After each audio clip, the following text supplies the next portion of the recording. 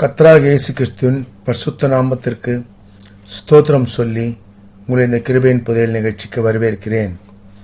Episode 1 86 வரைக்கும் பார்க்காதவங்க பாருங்க, நிச்சயமாக உங்களுக்கு யூஸ்ஃபுல்லாக இருக்கும். ஃபுல் எபிசோட் வாட்ச் பண்ணுங்க. போன எபிசோடில் ஆதியாகமத்திலேருந்து ஈசாக்கோட வாழ்க்கையை பற்றி நம்ம பார்த்துட்டு வரோம். ஈசாக்குக்கு பிள்ளைங்க பிறகுறாங்க, ஏசா யாக்கோபு.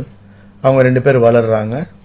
அவங்கள ஏசா பசிக்காக சேஷ்ட புத்திரத்தை வித்துடுறாரு. இப்படி அவங்க வாழ்க்கை வருது.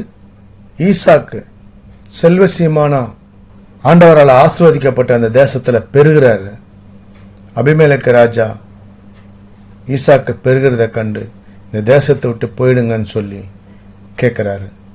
இதுதான் நடந்தது. இப்போ நம்ம அதிலிருந்து கண்டினியூ பண்ணுவோம். ஆதியாகமம் 26 அதிகாரம் 16 வசனத்திலிருந்து. அபிமெலேக்கு ஈசாக்கை நோக்கி, நீ எங்களை விட்டு போய்விடு, எங்களை பார்க்கிலும் மிகவும் பலத்தவனானாய் என்றான். அப்பொழுது ஈசாக்கு அவ்விடம் விட்டு புறப்பட்டு கேராரின் பள்ளத்தாக்கிலே கூடாரம் போட்டு அங்கே குடியிருந்து தன் தகப்பனாகிய ஆபிரகாமின் நாட்களில் வெட்டினவைகளும் ஆபிரகாம் மரித்த பின் பெலிஸ்தர் தூர்த்து போட்டவைகளுமான துறவுகளை மறுபடியும் தோண்டி தன் தகப்பன் அவைகளுக்கு இட்டிருந்த பெயரின்படி அவைகளுக்கு பெயரிட்டான். இப்படி பாருங்க, ஈசாக்கு அந்த தேசத்தை விட்டு ஆபிரகாம் வாழ்ந்த தேசத்துக்கு போறார், கேரார்ன்ற இடத்துல. அங்க ஒரு கிணறு வெட்டுறாரு, அங்க நீரூற்று.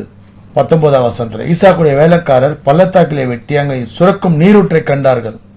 கேராரூர் மேய்ப்பர் இந்த தண்ணீர், அதான் அவங்க அந்த ஊருக்காரங்க என்ன பண்றாங்க, இது எங்களோட இடம், இது எங்களுக்கு கிடைக்க வேண்டிய தண்ணின்னு சொல்லி பிரச்சனை பண்றாங்க. வேற ஒரு இடத்துல கிணறு வெட்டுறாங்க, அங்கேயும் துறவுன்றது கிணறு, அங்கேயும் வாக்குவாதம் பண்ணி அதையும் அவங்க எடுத்துக்கிறாங்க. 22 வருஷத்துல பின்பு அவிடம் விட்டு பெயர்ந்து போய் வேறொரு துறவை வெட்டினான், வேற கிணறு வெட்டுறாரு. அங்க அவங்க வாக்குவாதம் பண்ணல. அப்பொழுது அவன், நாம் தேசத்தில் பருகி பெருகும்படி இப்பொழுது கர்த்தர் நமக்கு இடம் உண்டாக்கினார் என்று சொல்லி அதற்கு ரெகோபோத் என்று பெயரிட்டான். அப்பொழுது அங்கே இருந்து பெர்சபாவுக்கு போனான். ரெகோபோத்ன்றது கர்த்தர் இடத்தை உண்டாக்கினார்னு சொல்றாரு. பல அர்த்தம் சொல்றாங்க பைபிள் இதுல வல்லுநர்கள்லாம். அதுக்கு நிறைய விளக்கம் கொடுத்துருக்காங்க. விஸ்தாரமான இடம், ஆசீர்வதிக்கப்பட்ட இடம், ஸ்பேசியஸ் லேண்ட், பிராட் பிளேசஸ், விஸ்தாரமான, இப்படி பலவிதமா சொல்றாங்க. அதுல இன்னொரு விளக்கம், ஆண்டவர் நமக்கு இடம் கொடுத்தார், நாங்கள் தேசத்தில் செழிப்போம். இதுதான் நம்ம சரியா எடுத்துக்கலாம். ஆண்டவர் கொடுக்கிற தேசம், அதாவது அந்த ரெகோபோத்ன்ற இடம், அங்கிருந்து பேர்சபான்ற இடத்துக்கு குத்து மதிப்பா அப்ப சொல்லியிருக்காங்க 20 மைல்ஸ்ன்னு. அங்கிருந்து பேர்சபாக்கு போறார் ஈசாக். 24 வசனம். அன்று ராத்திரியில் கர்த்தர் அவனுக்கு தரிசனமாகி, நான் உன் தகப்பனாகிய ஆபிரகாமுடைய தேவன், பயப்படாதே, நான் உன்னோடு கூட இருந்து என் ஊழியக்காரனாகிய ஆபிரகாம் நிமித்தம் உன்னை ஆசீர்வதித்து உன் சந்ததியை பெருக பண்ணுவேன் என்றார். ஏன்னா தேசம் விட்டு வேற தேசம் போயிட்டு கிணறு வெட்டுறாரு, அங்க பிரச்சனை பண்றாங்க. 2 இடத்துல பிரச்சனை பண்றாங்க. 3வது இடத்துக்கு அவர் ரெகோபோத்துன்னு பேர் வைக்கிறாரு. அதுக்கப்புறம் பேர்சபாக்கு போறோம்னு ஆண்டவர் தரிசனமாறு. ஏன்னா தேசம் விட்டு தேசம் போன உடனே ஒரு பயம் வரும், நம்ம எப்படி இங்க வந்துட்டோமே, எப்படி நம்ம வாழ்வோம், அந்த தேசத்துல இந்த தேசத்துக்கு வந்திருக்கோம், இப்ப எல்லாமே ஸ்டார்ட் பண்ணணும் அப்படின்னு சொல்லி அவருக்கு பயம் வரக்கூடாதுன்ட்டு பாருங்க, ஆண்டவர் தரிசனமாகி ஆபிரகாமோடு இருந்தது போல, ஆபிரகாம நிமித்தம், ஆபிரகாமுக்காக உன்னை ஆசீர்வதித்து உன் சந்ததியை பெருக பண்ணுவேன்னு சொல்றாரு. அபிமெலேக்கும் அவன் சிநேகிதனும் ராஜா அபிமெலேக்கு தருத்தி விட்டான் இல்லையா, அதாவது போயிட சொல்லிட்டான்.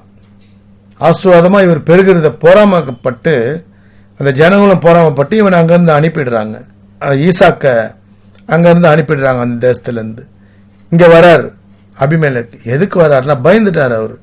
எங்க ஈசாக்க நம்ம அனுப்பி விட்டோம், அவரு போய் நம்மளை சபிச்சிட்டாருன்னா தேவ மனுஷன் தெரிஞ்சிட்டாரு, பயம் வந்துருச்சு. ஆண்டவருடைய ஊழியக்காரர், அவர் தேவ மனுஷனை, ஆசீர்வதிக்கப்பட்டவரை நாம அனுப்பிட்டோமேன்னு சொல்லி அந்த பயத்துல வர்றார். அப்பதான் 27 அப்பொழுது ஈசாக்கு அவர்களை நோக்கி, ஏன் என்னிடத்தில் வந்தீர்கள்? நீங்கள் என்னை பகைத்து என்னை உங்களிடத்தில் இராதபடிக்கு துரத்தி விட்டீர்களே என்றான். அதற்கு அவர்கள், நிச்சயமாக கர்த்தர் உம்மோட கூட இருக்கிறார் என்று கண்டோம். பாருங்க, இதுதான் உங்ககிட்ட ஆண்டவர் இருக்கிறத கண்டோம், ஆகையால் எங்களுக்கும் உமக்கும் ஒரு ஆணை ஏற்பாடு உண்டாக வேண்டும். ஒரு ஆணை ஏற்பாடு, ஒரு கமிட்மெண்ட், ஒரு ப்ராமிஸ். நாங்கள் உங்களை ஒன்றும் செய்யாமல் நாங்கள் அனுப்பிட்டோம், அதே மாதிரி நீங்கள் எங்களுக்கு எதுவும் தீங்கு பண்ணக்கூடாது, நீர் கர்த்தரால் ஆசீர்வதிக்கப்பட்டவராமே என்றார்கள். எங்களுக்கு நீங்கள் எதுவும் பிரச்சனை பண்ணக்கூடாது அப்படின்னு பயம் கிட்ட அந்த ஆணை வாங்கிறதுக்காக. ஏன்னா இவர் அனுப்பிவிட்ட பிறகு அவனுக்கு அந்த குற்ற உணர்ச்சி வந்துருச்சு பாருங்க. இவர் சபிச்சிட்டாருன்னா நம்ம வாழ்க்கை பிரச்சனை ஆயிடும்னு சொல்லி பயந்து போய் இங்கே வரார் அவரை தேடி, ஈசாக்கை தேடி வந்து அவர்கிட்ட பேசி பாருங்க, சமாதானத்தோடு அனுப்பிட்டது போல எங்களுக்கு தீங்கு செய்யாதபடிக்கு, நீரும் எங்களுக்கு தீங்கு செய்யாதபடிக்கு உம்மோட உடன்படிக்கை பண்ணிக்கொள்ள வந்தோம், நீர் கர்த்தரால் ஆசீர்வதிக்கப்பட்டவராமே என்றார்கள். அப்புறம் பாருங்க, ஈசாக்கு அவன் அவர்களுக்கு விருந்து பண்ணினான், அவர்கள் புசித்து குடித்தார்கள். அப்புறம் அவங்க போயிடுறாங்க. அவர் தேசத்தை விட்டு தேசம் வந்தாலும் ஆண்டவர் தரிசனமாகி, நீ கவலைப்படாத, நீ பயப்படாதே, நான் உன்னோடு கூட இருந்து என் ஊழியக்காரனாகி ஆபிரகாம் நிமித்தம் உன்னை ஆசீர்வதித்து உன் சந்ததியை பெருக பண்ணுவேன். இதுதான் ஆண்டவர். பாருங்க, நம்ம எங்கிருந்து எங்க போனாலும் நம்ம வாழ்க்கை, அவர் செல்வந்தரா இருந்தா வரார், செல்வந்த ஆடு மாடுகளோட செல்வத்தோட தான் வரார். இருந்தாலும் இங்கே அவர் கிணறு வெட்டணும், எல்லாம் குடியிருக்கிறதுக்கு உண்டான எல்லாத்தையும் அவர் செய்யும் போது பல பிரச்சனைகளை சந்திக்க வேண்டியிருக்கு இல்லையா. கேரார்ன்ற அந்த ஊர்ல பாருங்க, அந்த ஜனங்க ஃபர்ஸ்ட் கிணறு வெட்டினாலும் இது எங்களோடதுன்றாங்க, செகண்ட் வெட்டினாலும் அது எங்களோடது, நாங்கள் பிரச்சனை பண்றாங்க. மூன்றாவது தான் அவர் ரெகோபோத்துன்னு பேர் கொடுக்கிறார். ஏன்னா ஆண்டவர் கொடுத்தது, ஆண்டவரால உண்டானது, ஆண்டவரால நாங்கள் செழிப்போம் அப்படின்ற ஒரு நிச்சயத்தோட அதுக்கு ரெகோபோத்துன்னு பேர் கொடுக்கிறாரு. நான் ஆபிரகாமுக்காக உன் கூட இருப்பேன் சொல்றாரு, தைரியம் கொடுக்கிறார். நான் இருக்கேன், நீ பயப்படாத. நம்ம வாழ்க்கையில பாருங்க இதே தான். எங்க இருந்து எங்க போனாலும், தேசம் விட்டு தேசம் போனாலும் வாழ்க்கை ஸ்டார்ட் ஆகுது. ஜீரோல இருந்து போய் நம்ம ஸ்டார்ட் ஆனா கூட, ஸ்டார்ட் ஆகும்போது நம்ம பயப்படாம நம்ம செய்யற வேலைய பாருங்க. அவர் ஈசாக்கு போறாரு, அவங்க அப்பா வெட்டின கிணறுலாம் அவங்க ஏற்கனவே பெலிஸ்தர் அவங்க மூடி போட்டு வச்சிருந்தாங்க, அதாவது அடைச்சிட்டாங்க, எல்லாத்தையும் தோண்டி இது பண்ணிட்டாங்க. அதெல்லாம் அவர் திரும்ப எடுத்து கொண்டு வந்தாலும் பிரச்சனை பண்றாங்க. அந்த மாதிரி நீங்க போற இடத்துல பிரச்சனை வரும். இடம் விட்டு இடம் மாறும்போது, தேசம் விட்டு தேசம் போகும்போது பலவிதமான பிரச்சனை நம்ம சந்திக்க வேண்டியது வரும். ஆனாலும் ஆண்டவர் நம்மளோடு இருக்கிறார், நம்மளை ஆசீர்வதிப்பார், நம்ம வாழ்க்கை சமாதானமா இருக்கும்படி நடத்துவார் அப்படின்ற ஒரு நிச்சயத்தோட நீங்க இருக்கும்போது ஆண்டவர் சொல்றார் பாருங்க, பயப்படாதே, பயப்படாதே, நான் உன்னோட கூட இருந்து. அதான் நம்மளோட இருந்து நடத்துவார். அது ஈசாக்குக்கு சொல்றது மட்டும் இல்ல, நமக்கும் சொல்றதுதான். பயப்படாதே, நான் உன்னோட கூட இருந்து. அதான் ஆபிரகாம், ஈசாக், யாக்கோப், யோசப், இப்படி பாருங்க வம்சம் வம்சமா சந்ததி சந்ததி ஆஸ்தி வச்சிருக்காரு அவர். வேதம் ஃபுல்லா வாசித்தீங்கன்னா இப்படிதான் ஆண்டவர் பழுகி பெருகி பூமியை நெருப்பும்படி ஆசீர்வாதத்தில் நடத்திருக்காரு. நம்ம வாழ்க்கையிலையும் இப்படிதான் பிரச்சனை வரும்போது அதான் முதல் ஸ்டெப் பாருங்க, ஃபர்ஸ்ட் ஸ்டெப். இது நம்மளுக்கு ஒரு பாடம் மாதிரி. ஃபர்ஸ்ட் ஸ்டெப் இது பண்ணும்போது அவங்க பிரச்சனை பண்றாங்க, சரி அதை விட்டுடுறாரு இவர். செகண்ட் ஸ்டெப் திரும்ப பிரச்சனை பண்றாங்க, அதையும் விட்டுடுறாரு. மூணாவது ஸ்டெப் போகும்போது அவங்களால அவங்க வாக்குவாதம் பண்ணல, விட்டுடுறாங்க. ஏன்னா தெரிஞ்சுக்கிறாங்க இவருக்கு நம்ம எப்படி தடை பண்ணாலும் இவரை நம்ம மேற்கொண்டு அவரை தடை பண்ண முடியாது. அடுத்து இதை தடை பண்ணாலும் அடுத்து அவர் தோன்ற இடத்துல கண்டிப்பா தண்ணி அவருக்கு கிடைக்கும் அப்படின்றத புரிஞ்சிட்டு அந்த ஃபர்தரா அந்த பிரச்சனை பண்ணாம ஸ்டாப் ஆயிடுறாங்க. இதுதான் நடக்குது. இதுதான் நம்மளுக்கும் அப்படிதான். ஸ்டெப் 1, ஸ்டெப் 2, ஸ்டெப் 3 இந்த மாதிரி ஒரு நம்ம ஸ்டெப் எடுக்கும் போதும் பிரச்சனைங்க வரும். பிரச்சனை வந்துருச்சேன்னு சொல்லிட்டு நம்ம ஸ்டெப் 1லயே ஸ்டாப் ஆயிட்டு பேக்கப் ஆகி வந்துட்டோம்னா, ஏதாவது தேசத்துக்கு போய் ஏதோ பிரச்சனை வந்துருச்சுன்னு உடனே பேக்கப் ஆகி வந்துட்டோம்னா அவ்வளவுதான், நம்ம ஜெயிக்க முடியாது. அடுத்தடுத்து பிரச்சனைகள் வந்தாலும் அதை மேற்கொண்டு ஆண்டவர் நம்மளோடு இருக்கிறார், நமக்காக அவர் எல்லாம் செய்து முடிச்சிட்டார். கர்த்தர் எனக்காக யாவையும் செய்து முடிப்பார்னு பாக்குறோம். செய்து முடிச்சிட்டார். அவர் கல்வாரி சிலுவையில் நமக்காக எல்லாம் பண்ணி முடிச்சிட்டார். கிரயத்தை நமக்காக அவர் செலுத்திட்டார்.